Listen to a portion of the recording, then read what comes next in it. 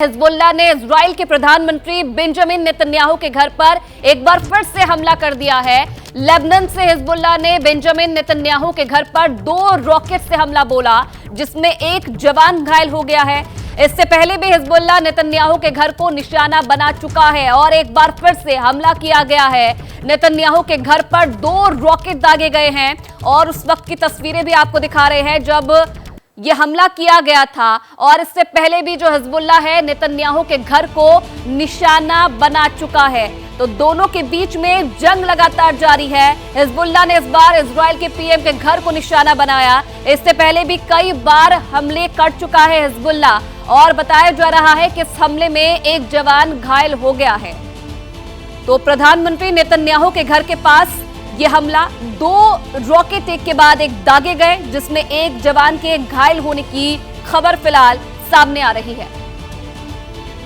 तो नेतन्याहू के घर के पास ये दोनों रॉकेट गिरे और उस वक्त किस तरीके से धमाका हुआ जब एक के बाद एक रॉकेट दागे गए, ये फुटेज भी सामने आया है। उन तस्वीरों में आप देखिए जब रॉकेट दागा गया तो उस वक्त किस तरीके से वहां पर माहौल हो गया। प्रधानमंत्री नरेंद्र मोदी अपनी 3 देशों की यात्रा के पहले चरण में नाइजीरिया के अबुजा शहर पहुंचे। नाइजीरिया की राजधानी अबुजा पहुंचने पर पीएम मोदी का शानदार स्वागत किया गया। इस दौरान मंत्री वाइक ने उन्हें अबुजा शहर की चाबी भेंट की। ये चाबी नाइजीरिया के लोगों के पीएम को दिए गए विश्वास और सम्मान का प्रतीक है। इसके अलावा भारतीय मूल के लोगों से भी प्रधानमंत्री नरेंद्र मोदी ने मुलाकात की। प्रधानमंत्री नरेंद्र मोदी आज नाइजीरिया के राष्ट्रपति टिनुबू से मुलाकात करेंगे। उनके बीच भारत नाइजीरिया के द्विपक्षीय संबंधों को और मजबूत करने पर चर्चा होगी, लेकिन उससे पहले वो भारतीय मूल के लोगों को संबोधित भी करेंगे। ये 2 तस्वीरें आपके सामने। प्रधानमंत्री नरेंद्र मोदी विदेश के दौरे पर है। नाइजीरिया जब वो पहुंचे तो किस तरीके से उनका भव्य स्वागत किया गया। जो प्रवासी भारतीय थे उनसे भी प्रधानमंत्री नरेंद्र मोदी ने मुलाकात की और आज भी कई कार्यक्रम प्रधानमंत्री के होने हैं, जिसमें आज भारतीय समुदाय के लोगों को प्रधानमंत्री संबोधित करेंगे। तो एयरपोर्ट पर भव्य स्वागत किस तरीके से किया गया प्रधानमंत्री नरेंद्र मोदी का, ये तस्वीरें आप देखिए। लोगों के बीच में उत्साह प्रधानमंत्री के आगमन को लेकर। राष्ट्रपति टिनुबू से आज प्रधानमंत्री नरेंद्र मोदी की बातचीत होगी। कई मुद्दों पर दोनों जो देश है उनके बीच में बातचीत होगी। द्विपक्षीय संबंधों को कैसे और मजबूत करना है, दोनों देश इस पर चर्चा करेंगे। आज भारतीय समुदाय के लोगों को भी प्रधानमंत्री संबोधित करेंगे, लेकिन उससे पहले ये तस्वीरें हम आपको दिखा रहे हैं एयरपोर्ट पर जब प्रधानमंत्री नरेंद्र मोदी ने कदम रखा नाइजीरिया की धरती पर, तो उस वक्त किस तरीके से उत्साह लोगों के अंदर देखने को मिला। तमाम जो लोग थे वो प्रधानमंत्री नरेंद्र मोदी का स्वागत करने के लिए एयरपोर्ट पर पहुंचे। और चलिए अब खबरों में आगे बढ़ेंगे। सीएम योगी आदित्यनाथ के बंटोगे तो कटोगे के नारे पर बीजेपी बढ़ती हुई दिखाई दे रही है। एनडीए के सहयोगी दलों के बाद अब पार्टी में ही नारे के विरोध में सुर उठने लगे हैं। रक्षा मंत्री राजनाथ सिंह ने चुनाव प्रचार के दौरान वोटर्स को सलाह दी कि न बंटना है न बांटना है। इससे पहले केशव प्रसाद मौर्य ने एक रहेंगे तो सेफ रहेंगे के नारे पर जोर दिया। वो बटेंगे तो कटेंगे वाले नारे से दूरी बनाते दिखे, जबकि कृषि मंत्री शिवराज सिंह चौहान ने भी अब कह दिया है कि बंटना नहीं है, जुड़ना है, जुड़ोगे तो जीतोगे।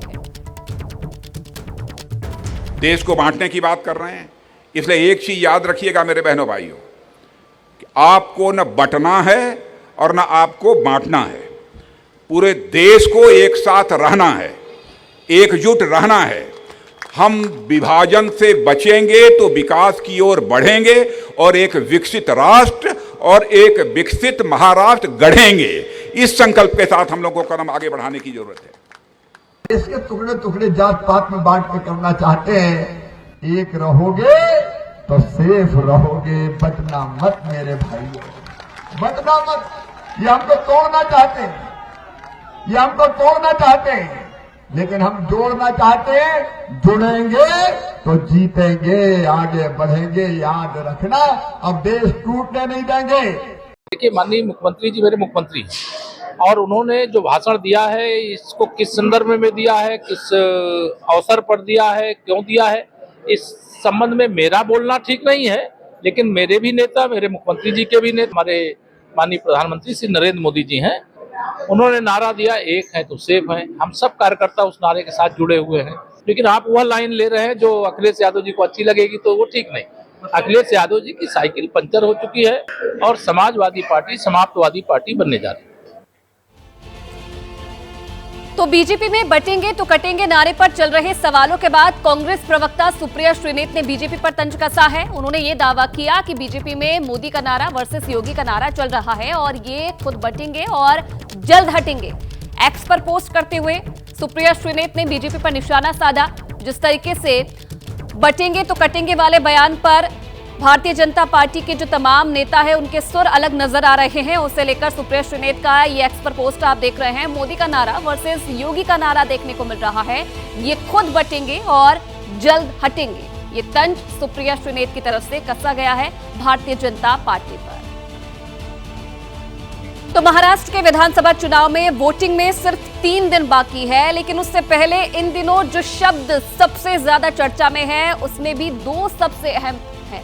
पहला है वोट जिहाद और दूसरा है धर्मयुद्ध। महाराष्ट्र के राजनीतिक शब्दकोश में इन दोनों शब्दों के लिए जगह तैयार की है महाराष्ट्र के मौजूदा उप मुख्यमंत्री देवेंद्र फडणवीस ने।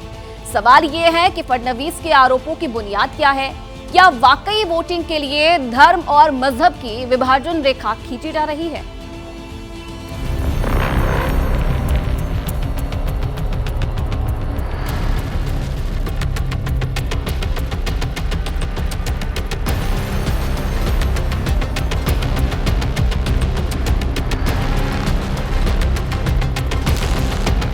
मालूम है लोकसभा के इलेक्शन में आपके कुछ लोगों ने बीजेपी का साथ दिया था, ऐसे लोगों का हुक्का पानी बंद होना चाहिए।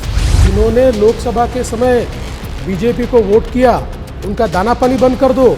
वोट वोट वोट जिहाद की बात कर रहे हैं। तो हमारा निशाना सिर्फ महाराष्ट्र सरकार नहीं है, बल्कि मरकजी हुकूमत है और मुल्क का मुस्तकबिल। अरे अण्णा, आता आपली ताकद दाखवून द्या। हे जर वोट जिहाद करणार असतील तर आता वोटांचं धर्मयुद्ध करण्याची वेळ। देवेंद्र फडणवीस की रूलिंग पार्टी को ये पता लगा है कि महाराष्ट्र की जनता उनको समर्थन देने के रूल में नहीं। बरेलवी है, देवबंदी है, शिया है, मेमन है या तबलीगी हो, कोई भी हो, एक हो तो सेफ हो। वो करे तो कायदा और हम करे तो अलकायदा।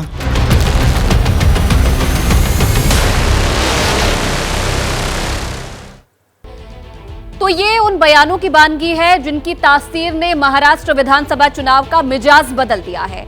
एनसीपी और शिवसेना के 2 फाड़ होने के बाद पहली बार विधानसभा चुनाव हो रहे हैं। शुरू में यह लग रहा था कि इस बार वोटिंग में इन दोनों दलों पर विरासत की लड़ाई की छाप दिखाई देगी, लेकिन वोट का युद्ध देखते देखते वोट जिहाद बनाम धर्म युद्ध तक पहुंच गया। ये महाराष्ट्र की राजनीति का वो मोड़ है जहां सारे मुद्दे पीछे छूट चुके हैं। वोट जिहाद बनाम धर्म युद्ध की सियासी लड़ाई में एक से बढ़कर एक किरदार हैं जो चुनावी बढ़त के लिए मौका देखकर विरोधियों पर चोट कर रहे हैं। सबसे पहले आपको मुस्लिम समुदाय के हितों की बात करने वाले all India Muslim personal law board के प्रवक्ता मौलाना खलीलुर रहमान सज्जाद नोमानी की बातें सुनवाते हैं, जो महाराष्ट्र चुनाव से दिल्ली पर टारगेट सेट कर रहे हैं। और अगर महाराष्ट्र में उनको शिकस्त हो गई तो इत्तलात के मुताबिक दिल्ली सरकार भी बहुत दिन तक नहीं ठहर पाएगी। तो हमारा निशाना सिर्फ महाराष्ट्र सरकार नहीं है, बल्कि मरकजी हुकूमत है और मुल्क का मुस्तकबिल है।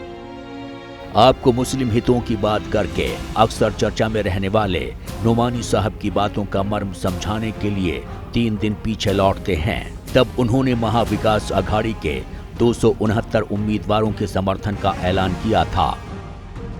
ये महाविकास अघाड़ी की 269 सीटों पर तायीद की जाए।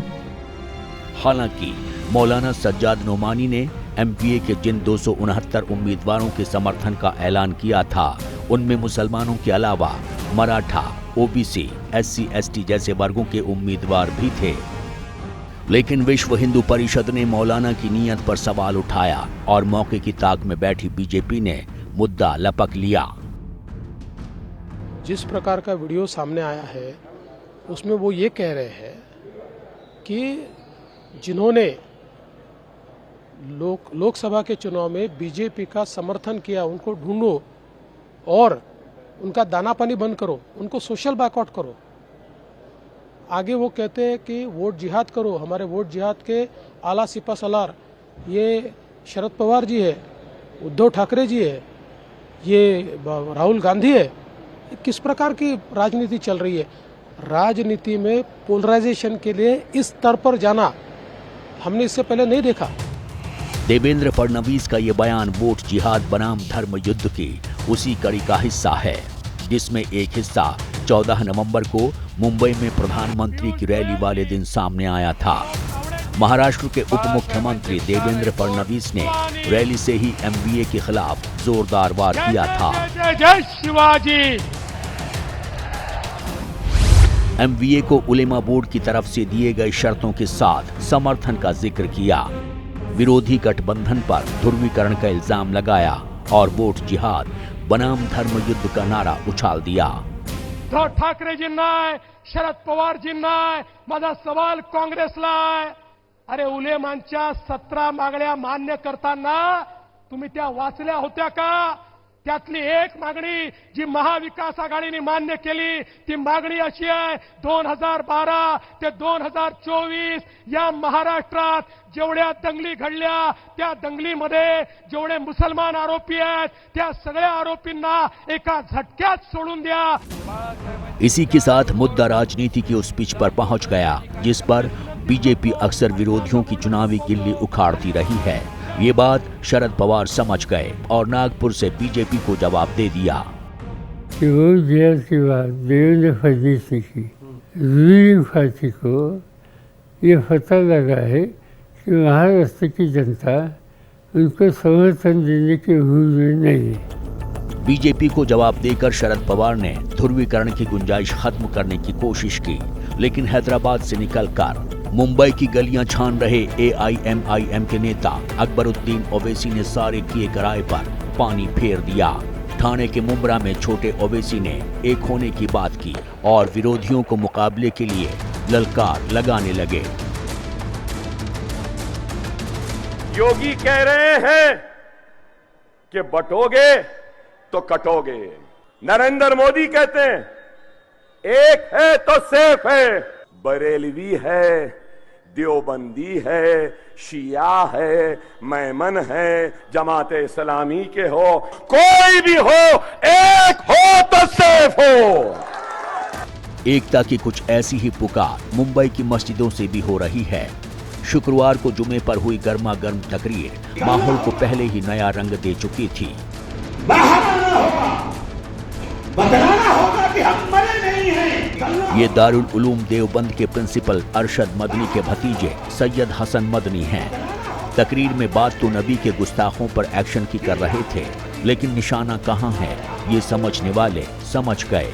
आपके ऊपर बात की जाए, आपकी सामने अपने को कमजोर किया जाए और मुसलमान जिंदा रहे, खाता रहे, पीता रहे और अपने कारोबार के अंदर लगा रहे, डूब मरने का मकाम है। उसमें निकलना होगा, बाहर आना होगा। और इसी के साथ महाराष्ट्र की राजनीति वोट जिहाद बनाम धर्म युद्ध के रास्ते पर एक कदम और आगे निकल गई। हालांकि इससे होने वाले ध्रुवीकरण का असर क्या होगा, किसे फायदा होगा, किसे नुकसान होगा, इसका आकलन सब अपने अपने हिसाब से कर रहे हैं। कोई भी व्यक्ति, कोई भी संगठन अगर गलत करता हुआ पाया जाता है तो देश का कानून है, उस कानून के तहत कार्रवाई होती है। हाँ, अगर किसी के खिलाफ कहीं कोई शिकायत आती है, वो व्यक्ति हो या संगठन हो, तो तब देखा जाएगा कि क्या कानून है जिसके तहत कोई कार्रवाई हो सकती है।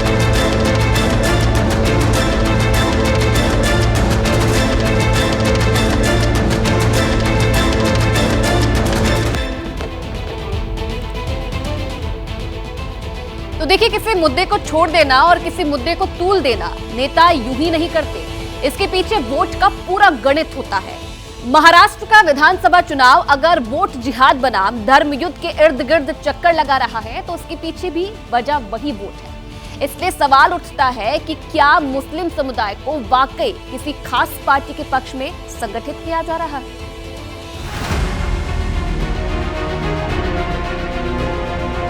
कौन सा धर्म युद्ध है? ये एक राज्य का चुनाव है, ये विधानसभा का चुनाव है और महाराष्ट्र में एक धर्म है, उसका नाम है महाराष्ट्र धर्म, जो छत्रपति शिवाजी महाराज का धर्म है और उस धर्म की रक्षा के लिए हम सब लोग एक है और जिसमें बीजेपी और एकनाथ शिंदे जैसे लोग नहीं है। महाराष्ट्र में विधानसभा के लिए आज से ठीक 4 दिन बाद वोट डाले जाएंगे, लेकिन उससे पहले वोट जिहाद और धर्म युद्ध में फंसी महाराष्ट्र की राजनीति में रोज बयानों के नए धमाके हो रहे हैं। कि मालेगांव में करीबन 125 करोड़ का घोटाला वोट के लिए किया जा रहा है। वोट जिहाद की राजनीति करना, ये मौलाना के थ्रू करना, पैसों के थ्रू करना, ये चल रहा है और इसके पीछे कांग्रेस है डेफिनेटली। ये इरफान अली परिजादा हैं, राष्ट्रीय स्वयंसेवक संघ से जुड़े मुस्लिम राष्ट्रीय मंच के राष्ट्रीय संयोजक हैं। इनका इल्जाम है कि मुसलमानों को वोट जिहाद के लिए उकसाया जा रहा है, पैसे देकर मुस्लिम आबादी के वोट खरीदे जा रहे हैं। इरफान अली परिजादा ने भी इस मामले में all India personal law board के प्रवक्ता सज्जाद नोमानी का नाम लिया। देवेंद्र फडणवीस, जिनका बयान एक दिन पहले खड़कवासला की रैली में सुनवा चुके थे। तो हमारा निशाना सिर्फ महाराष्ट्र सरकार नहीं है, बल्कि मरकजी हुकूमत है और मुल्क का मुस्तकबिल है। इसी बयान के बाद से सज्जाद नोमानी पर वोट जिहाद का इल्जाम लगा तो बीजेपी के नेता क्रीड सोमैया ने चुनाव आचार संहिता तोड़ने का आरोप लगाया और सज्जाद नोमानी के खिलाफ चुनाव आयोग पहुंच गए। मौलाना नोमानी साहब मुस्लिमों के बीच में भाषण करते हैं, धार्मिक भावना भड़काते हैं। वो कहते हैं आप लोगों में से कुछ लोग बीजेपी को साथ दे रहे हैं, ऐसे मुसलमानों का सोशल बॉयकॉट करो। मामला चुनाव आयोग पहुंचा तो देखते देखते सज्जाद नोमानी की सफाई भी आ गई। नोमानी का कहना है कि वोट जिहाद की बात पूरी तरह गलत है, लेकिन बीजेपी उन्हें वोट जिहाद की परिभाषा समझा रही है। जब ये फैसला धर्म को देख के मुसलमानों को अपील करके करते हैं तो इसी को वोट जिहाद कहा जाता है। बांटने का काम कर रही है उद्धव ठाकरे की पार्टी, शरद पवार की पार्टी और कांग्रेस पार्टी और जेएमएम। ये वोट जिहाद नहीं है तो और क्या है? ये कैसा वोट जिहाद है जिसके सिपह सालार हैं शरद पवार, जिसके अजीम सिपाहियों में हैं उद्धव ठाकरे, राहुल गांधी, नानाजी पटोले। मैं उम्मीद करता हूं कि इस वजाहत के बाद ये गलतफहमी दूर हो जाएगी। लेकिन राजनीति में जो किसी के लिए गलतफहमी होती है, दूसरे को उसी में वोट की पूर्ति दिखाई पड़ती है। महाराष्ट्र चुनाव भी इसका अपवाद नहीं रहा। महाराष्ट्र का चुनाव किधर जा सकता है, इसका अंदाजा सितंबर के महीने में ही हो गया था, जब महाराष्ट्र के मुख्यमंत्री देवेंद्र फडणवीस ने बीजेपी के खिलाफ वोट जिहाद का इल्जाम लगाया था। देवेंद्र फडणवीस ने 30 सितंबर को कहा था कि लोकसभा चुनाव में बीजेपी के खिलाफ वोट जिहाद किया गया। फडणवीस ने दावा किया महाराष्ट्र के कुल 48 में से 14 सीट पर वोट जिहाद का असर देखा गया। लोकसभा चुनाव में हुए नुकसान की एक वजह फडणवीस ने वोट जिहाद को भी बताया था। और अब बीजेपी विधानसभा चुनाव में एक बार फिर वोट जिहाद की बात कर रही है, जिसे उसके विरोधी खारिज कर रहे हैं। इसलिए हम आपको जमीयत उलमाए हिंद की मुंबई यूनिट के अध्यक्ष मौलाना हाजी सिराजुद्दीन खान की बात सुनवाते हैं। इलेक्शन एकदम गर्म मौसम में चल रहा है, तो हम ये चाहते हैं कि जब 20 तारीख को लोग वोट करें और 23 तारीख को जब रिजल्ट निकले तो इंशाअल्लाह ताला वो सारे रिजल्ट जो है महाविकास आघाड़ी के पक्ष में निकले। और जब वो पक्ष में रिजल्ट निकलेगा तो उसका पूरा क्रेडिट उद्धव बाला साहब ठाकरे को जाना चाहिए। सवाल है कि अगर मुसलमानों ने इन अपीलों पर विपक्षी धड़े के लिए एक मुश्त वोट किया तो बीजेपी की परेशानी बढ़ सकती है। महाराष्ट्र की 60 विधानसभा सीट ऐसी हैं जहां मुस्लिम वोटर 15% से अधिक हैं। 38 सीटें ऐसी हैं जहां मुसलमान वोटर कम से कम 20% हैं। 15 सीटों पर मुस्लिम आबादी 30% या उससे अधिक है। 6 सीटें ऐसी हैं जहां मुस्लिम वोट करीब 40% है। 9 सीटें ऐसी हैं जहां मुसलमान वोटर 40% से अधिक है। यूं तो देश का वोटर अपने मुद्दे खुद तय करता है और उन्हीं के हिसाब से वोट भी करता है, लेकिन महाराष्ट्र विधानसभा चुनाव में अगर मुस्लिम वोटर ने इस बार के लोकसभा चुनाव का पैटर्न फॉलो किया तो बीजेपी के लिए मामला बिगड़ सकता है, क्योंकि इस चुनाव में मुस्लिम वोटर्स ने महायुति की जगह महाविकास अघाड़ी का साथ दिया। सर्वे एजेंसी CSDS की रिपोर्ट बताती है कि इस बार के लोकसभा चुनाव में महाराष्ट्र में 74% मुसलमानों ने विपक्ष के इंडिया गठबंधन का साथ दिया, जबकि एनडीए को सिर्फ 12% मुस्लिम वोट मिले। असर चुनाव नतीजों पर साफ दिखाई दिया। 48 सीट वाले महाराष्ट्र में एनडीए 17 सीट पर सिमट गई, जबकि इंडिया गठबंधन ने 30 सीटें जीती। इस चुनाव में एनडीए को 24 सीटों का नुकसान हुआ, जबकि इंडिया गठबंधन को 25 सीट का फायदा हुआ। यही वजह है कि मुसलमानों से एक तरफा वोट की अपील को बीजेपी वोट जिहाद कह रही है और उसके जवाब में धर्म युद्ध, बटोगे तो कटोगे और एक हैं तो सेफ हैं जैसे नारों की मदद से न्यूट्रलाइज करने की कोशिश कर रही है। कांग्रेस के सहयोगी दलों ने धर्म के आधार पर बांटने की कोशिश की है, वो भी गलत है। ये हमें एक रहकर अपने देश को एक समृद्ध भारत बनाने का, समृद्ध महाराष्ट्र बनाने का जो मिशन है उसमें आगे लगना चाहिए। भाजपा जब हारती है तब हम खड़े बोलने जाते हैं। चुनाव चाहे कहीं का हो, हार जीत में भावनात्मक मुद्दे सबसे बड़ी भूमिका निभाते हैं। वोट जिहाद बनाम धर्म युद्ध की सियासी लड़ाई में किसकी भावनाएं किसके साथ जुड़ती हैं और किसका बेड़ा पार करती हैं, ये 23 नवंबर को तय हो जाएगा। और चलिए आगे बढ़ेंगे। बड़ी खबर आ रही है कल्याण से। महाराष्ट्र के कल्याण में विधानसभा चुनाव से पहले राज्य में चुनाव आयोग की सर्विलांस टीम की कार्रवाई जारी है। चुनाव आयोग की टीम ने कल्याण में 5 करोड़ 55 लाख कैश जब्त किया है। चुनाव आयोग की टीम ने कैश को एक वैन से जब्त किया है। चुनाव आयोग की टीम के मुताबिक वैन मालिक के पास कैश के दस्तावेज नहीं थे। और अब बात करेंगे बटेंगे तो कटेंगे पर बीजेपी बटी तो क्या इससे सामने आ रहा है। यूपी से सीएम योगी आदित्यनाथ ने नारा बटेंगे तो कटेंगे में अब एक नया ट्विस्ट आ गया है। नया सवाल ये उठ रहा है कि बीजेपी के सहयोगी दलों के बाद क्या अब बीजेपी भी इस नारे से पल्ला छुड़ा रही है। आपको बता दें कि बटोगे तो कटोगे पर ये नया ट्विस्ट योगी की यूपी टीम से ही आया है। कटेंगे तो कटेंगे, एक रहेंगे तो नेक रहेंगे। 2 महीने से यही नारा है जो पूरे देश में टॉप ट्रेंड कर रहा है। कटेंगे तो कटेंगे, एक रहेंगे तो नेक रहेंगे। हरियाणा से होते हुए झारखंड, महाराष्ट्र तक इसी नारे का शोर है। अब तक सिर्फ विपक्ष गुस्से से सुलगा हुआ था कि ये नारा क्यों लग रहा है, और अब एनडीए और खुद बीजेपी के अंदर से भी ऐसी ही आवाजें हैं। आपको यानी कि अजित पवार को सूट नहीं कर रहा है। आपने कई मंचों से इसकी मुखालफत की है। नहीं कर रहा है। ये महाराष्ट्र के माहौल में सूट नहीं करता है। नहीं करता। फिर बीजेपी के नेता क्यों आकर इस नारे को अपना बिल्कुल बाहर के स्टेट के मिनिस्टर, चीफ मिनिस्टर आते हैं, वो बोलते हैं ऐसे नारे नॉर्थ में लोग सुनते होंगे और उनके बारे में सोचते होंगे। त्यांनी जे बोलले ते टोटली त्याच्यामध्ये खाली डिस्क्रिप्शन मध्ये तुम्ही पण दिलेला आहे। त्याच्यावर परत पण तरी काय म्हणणं होतं तुमचं? तरी काही नाही, जे बोलले तेच बोलले। लेकिन अजित पवार और पंकजा मुंडे के बाद अब तीसरी आवाज यूपी से ही उठी है, वो भी सीएम योगी आदित्यनाथ की टीम से। दरअसल केशव प्रसाद मौर्य ने एक टीवी इंटरव्यू में कहा था, बटेंगे तो कटेंगे मुख्यमंत्री योगी जी का नारा है। मैं नहीं जानता कि यह नारा किसके संदर्भ में था। हमारा एक ही नारा है, एक रहेंगे तो सेफ रहेंगे। मौर्य के इस बयान को विपक्ष ने फौरन लपक लिया और कहा कि अब तो खुद बीजेपी योगी के बयान से पीछा छुड़ा रही है। खुद उनके उप मुख्यमंत्री चुनौती दे रहे हैं। बीजेपी पूरी तरह फंस गई है।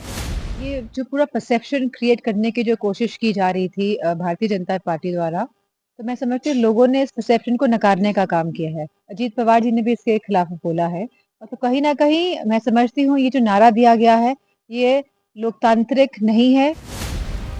बयान ने तूल पकड़ा। मीडिया ने फिर केशव मौर्य से बात की। इस बार केशव मौर्य क्या बोले वो भी आपको सुनना चाहिए। देखिए, माननीय मुख्यमंत्री जी मेरे मुख्यमंत्री हैं और उन्होंने जो भाषण दिया है इसको किस संदर्भ में दिया है, किस अवसर पर दिया है, क्यों दिया है, इस संबंध में मेरा बोलना ठीक नहीं है। हमारे माननीय प्रधानमंत्री श्री नरेंद्र मोदी जी हैं, उन्होंने नारा दिया एक है तो सेफ है। हम सब कार्यकर्ता उस नारे के साथ जुड़े हुए हैं। बटोगे तो कटोगे का नारा सीएम योगी ने 26 अगस्त को आगरा में दिया था। पीएम मोदी ने एक है तो सेफ है का नारा 31 अक्टूबर को गुजरात में दिया था। कांग्रेस ने आरोप लगाया था कि बीजेपी में पीएम और सीएम के नारे के बीच खींचतान मची हुई है। तो चुनाव में नेताओं के लिए इमोशंस यानी भावनाओं का बड़ा रोल होता है। इतना ही रोल पब्लिक कनेक्ट का भी होता है। राहुल गांधी ने रैली और रील दोनों की पॉलिटिक्स शुरू कर दी है। महाराष्ट्र के प्रचार में पीएम मोदी पर एक पर्सनल अटैक भी उन्होंने किया, लेकिन ऐसा किया कि अमेरिकी राष्ट्रपति जो बाइडेन को भी जबरन लपेट लिया।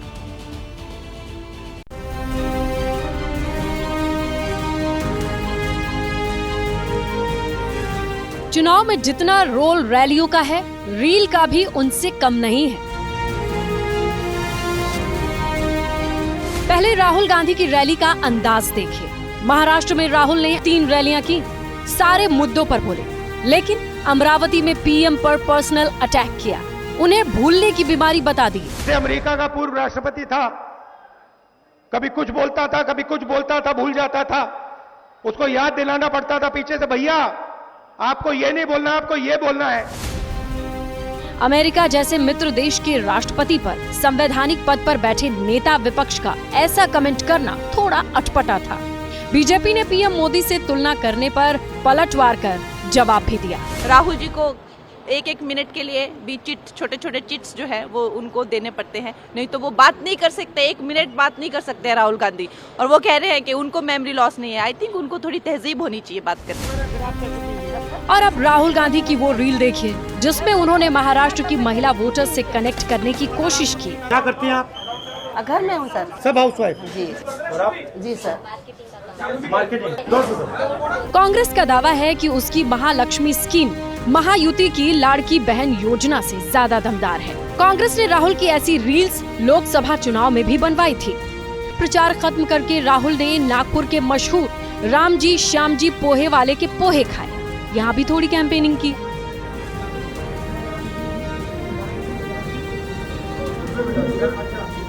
और अब रैली, रील और पोहे, ये तीनों मिलकर सीट कितनी दिला पाएंगे, इसके लिए 23 नवंबर तक रुकना पड़ेगा। यूपी के झांसी मेडिकल कॉलेज में आग लगने से 10 बच्चों की मौत मामले में आज कमिश्नर अपनी रिपोर्ट सीएम योगी को सौंपेंगे।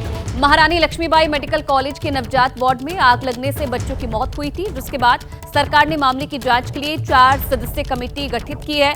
इस कमेटी को 7 दिन में रिपोर्ट सौंपनी होगी, लेकिन 12 घंटे जो समय दिया गया था उसकी रिपोर्ट सौंपनी होगी। सीएम योगी को आग के मामले में रिपोर्ट सौंपी जाएगी। क्या कारण थे, किस वजह से अस्पताल में आग लगी जिसकी वजह से 10 नवजात बच्चों की मौत हो गई थी, आज इस जांच रिपोर्ट में साफ हो पाएगा। दूसरी तरफ एक और कमेटी बनाई गई है जो सरकार को 7 दिन में जांच रिपोर्ट सौंपेगी। तो झांसी के इस हादसे में सवाल ये भी है कि उन माता पिता की क्या गलती थी जिन्होंने एक अस्पताल को जिंदगी देने वाला माना और अपने बच्चों को वहां लेकर गए थे। 10 में से 3 बच्चों की पहचान तक नहीं हो पाई है। इस अग्निकांड के बाद माँ बाप अपने बच्चों को ढूंढ रहे थे। उनकी बेबसी की इस रिपोर्ट में देखिए। बाबू नहीं मिल रहा हमारा, रात से परेशान हूँ। मैंने दूसरे के बच्चे बचाए, मेरा बच्चा खुद नहीं मिल रहा है। मैं मौजूद था, मैंने खुद बचाया, हाथों से मेरे जले कर, पूरी रात हो गया तभी काला चुट, देखो साहब मेरे हाथ ही जले है। मैं खुद बच्चा बचाया, अंदर घुस के डॉक्टर तो मना कर रहे थे कि अंदर मत जाओ, तब भी मैं आग के अंदर घुसते हुए गया, तभी बच्चे बचा के लेके आए। मैं 4-5 बच्चे तो मैंने खुद बचाए अपने हाथों से। कैसे आया मेरा दामाद, इधर से गया तो खिड़की सामने ये भी तोड़ी, उसको तोड़ के उसने सीधी ट्राली खिसकाई, बहुत से बच्चे निकाले पर मेरा बच्चा नहीं। बच्चे की ये माँ है, देखिए किस तरह से एक माँ की आप वेदना और विडंबना समझ सकते हैं कि क्या बीत रही होगी इस माँ पर, जिसके जिगर के टुकड़े का अभी तक कोई जानकारी नहीं मिली, ना ही कुछ पता चल पाया है। किसी के आंसू अब तक बह रहे हैं तो कोई चुप हो गया है। जिस वक्त आग लगी उस वक्त बच्चों को कैसे बचाया गया, आइए वो भी जान लीजिए। कि जो बाहर से खिड़की थी उससे दिखी कि सामने से आग लग रही है, तो फिर जो बाहर परिजन लेटे थे सारे बच्चों की, तो हमने उनसे भैया आग लग गई, अंदर अपने बच्चे उठा ली। अब बच्चा तो कोई चिंता नहीं था कौन किसका है, तो जिसको जितने भी बच्चे मिले सबको उठा कर बाहर किया। लेकिन जिनके बच्चे अब तक नहीं मिले वो बस अपने बच्चे की सही जानकारी चाहते हैं। जैसा बच्चा हो हमारा, जिंदा हो मरा हो तो दें, तो कह नहीं दे रहे हैं, न बता रहे हैं।